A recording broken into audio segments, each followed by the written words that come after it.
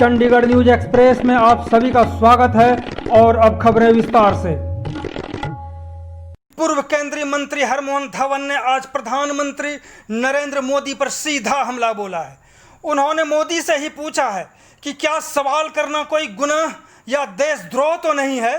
उनका यह बयान तब आया है जब भारत चीन बॉर्डर पर जारी तनाव में बार बार कहा जा रहा है कि 1962 का यह भारत नहीं है। धवन ने कहा है कि पूर्व प्रधानमंत्री जवाहरलाल नेहरू के योगदान को कभी भी भुलाया नहीं जा सकता। हैरानी की बात है कि कांग्रेस में रहकर सालों साल सत्ता भोगने वाले चुप बैठे हैं। यह बात अलग है कि सत्ता भोगी ट्विटर पर कभी कभी कुछ लिखकर अपने कांग्रेसी आकाओं को खुश करते रहते हैं। ऐसे में एक साक्षात्कार के दौरान कद्दावर नेता व पूर्व केंद्रीय मंत्री का मोदी प्रहार न सिर्फ कांग्रेस, आम आदमी पार्टी बल्कि भाजपा में भी जबरदस्त चर्चा हो रही है। तो देखें धवन का मोदी पर प्रहार। नहीं, आज जो देश का माहौल है उसमें तो यही है कि आप अगर कोई भी सवाल पूछेंगे तो आप देशद्रोही हैं।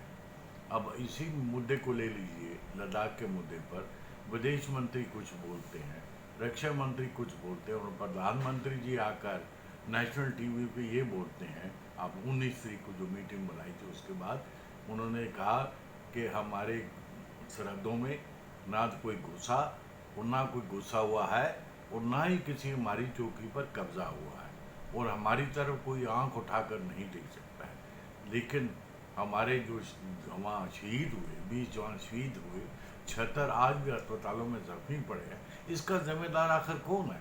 अगर आप सवाल पूछते हैं तो आप राष्ट्र विरोधी हो गए, आप देशद्रोही हो गए। ये किस तरह का लोकतंत्र है?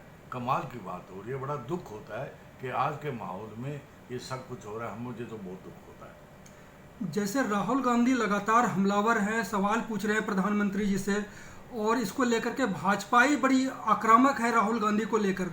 ऐसा लगता है कि राहुल गांधी ने सवाल पूछकर कोई गलत कर दिया। नहीं, आज ये बात नहीं है कि लोकतंत्र में जब लोग विपक्ष में होते हैं वो सत्ताधार पार्टी से सवाल पूछते आए हैं। मैं पूछना चाहता हूँ यही जो भाजपा के लोग हैं, प्रधानमंत्री ने भी जब देश हुआ तो वाजपेयी जी ने भी जब 1962 में लड़ाई हुई थी तो उन्होंने मांग की थी कि पार्लियामेंट का सेशन बुलाया जाए। तो नेहरू जी ने बुलाया था, उसमें वाजपेयी जी ने खुल के विरोध किया था और कहा भी था साहब। तो लोकतंत्र में विपक्ष का अधिकार है, वो लोग बात पूछेगा और जो सत्ताधारी पार्टी है उसका जवाब देना चाहिए। अगर आप मुझे चाहे वो राहुल गांधी हो या कोई भी हो, अगर सवाल पूछना गद्दारी नहीं है। और ये जो सोच है जो सत्ताधारी पार्टियों की, ये बिल्कुल गलत है। ऐसी सोच नहीं होनी चाहिए। उन्होंने बड़े संहीनता से इसका सुनना चाहिए और जवाब भी देना चाहिए। जिस तरह से बार बार ये कहते हैं कि 1962 नहीं है, तो क्या नेहरू जी ने उस टाइम कुछ चूक किया या देश के साथ कोई गलती करी थी उन्होंने, जो ये बार कहा जा रहा है कि 1962 नहीं है? क्या मतलब है? 1962 नेहरू के बारे में ये कहना कि नेहरू एक देशभक्त थे। वो आदमी जिनके पिताजी करोड़पति थे उस वक्त के ज़माने में, वो लंदन में जाकर अपनी वरिष्ठी करके आए, जहाँ पर इलाहाबाद हाईकोर्ट में वकालत शुरू की। लेकिन देश की आज़ादी में वो कूद पड़े और उन्होंने 3259 दिन जेल में गुजारे। 9 बार वो जेल में गए।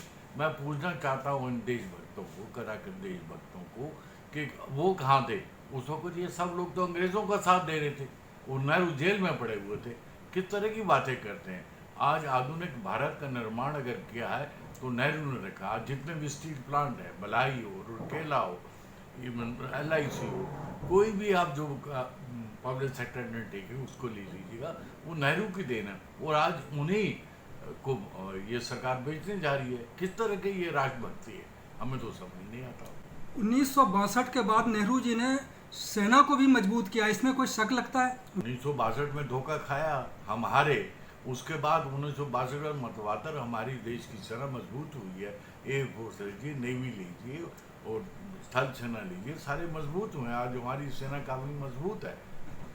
जिस तरह से 56 इंची का सीना बताया जा रहा था पहले, और अब क्या लगता है कि इस 56 इंच का सीना कहीं पे दिख रहा है जिस तरह से चीन हमलावर हुए हमारे ऊपर? देखिए, ये सरकार जुमलों की सरकार है। ये खुद ही बोलते हैं कि ये हम वो जुमला था। कितने जुमले उन्होंने बोले और आज देश की हालत क्या है? अर्थव्यवस्था हमारी बिल्कुल टाइम अभी नहीं, कोरोना की वजह से नहीं, कोरोना की शुरू मार्च तक हमारे देश की अर्थव्यवस्था बिगड़ी। इसका जवाब कौन देगा? अगर सवाल पूछो तो हम देशद्रोही हो गए। ये किस तरह का लोकतंत्र है, हमें तो समझ नहीं आता।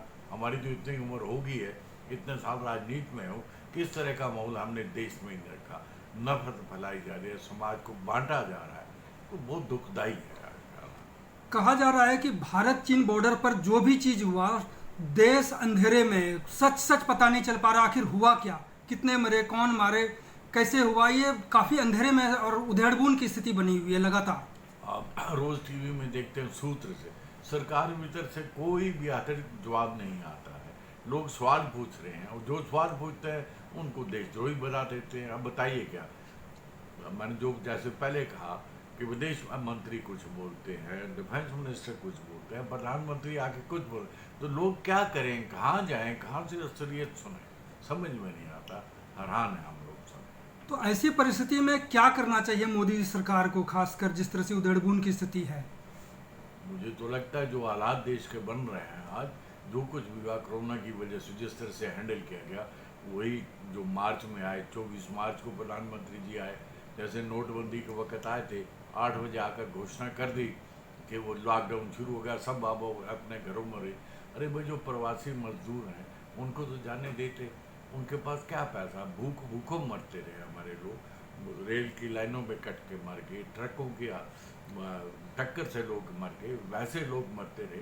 तो इसका कौन जवाब देगा, इसकी कौन जिम्मेदारी लेगा? हैरान कौन बात है। तो क्या जनता का विश्वास उठ रहा है मोदी सरकार से? बिल्कुल उठ रहा है। लोग बिल्कुल ही नाराज है। जो कुछ वादे किए थे लोगों ने, दूसरी बार जब उनको चुना, इसी उम्मीद से चुना था कि मोदी जी जो कह रहे वो किया, लेकिन आज हालात ऐसे हैं कि देश बुरी तरह से पिछड़ रहा है और लोग हताश और नाराज हैं। तो आने वाला समय जो है मोदी के लिए ठीक नहीं रहे? बिल्कुल नहीं होगा। जो हालात और माहौल है देश का, लोग बहुत दुखी हैं और तंग हैं। विश्वास उठ चुका है इनका? उठ चुका है, बिल्कुल उठ चुका है, बिल्कुल उठ चुका है। तो ये थे पूर्व केंद्रीय मंत्री हरमोहन धवन, जिन्होंने मोदी सरकार को जुमलों की सरकार बताया और देश के हालात पर चिंता प्रकट की। चंडीगढ़ न्यूज एक्सप्रेस के साथ बने रहने के लिए आप सभी का बहुत बहुत धन्यवाद।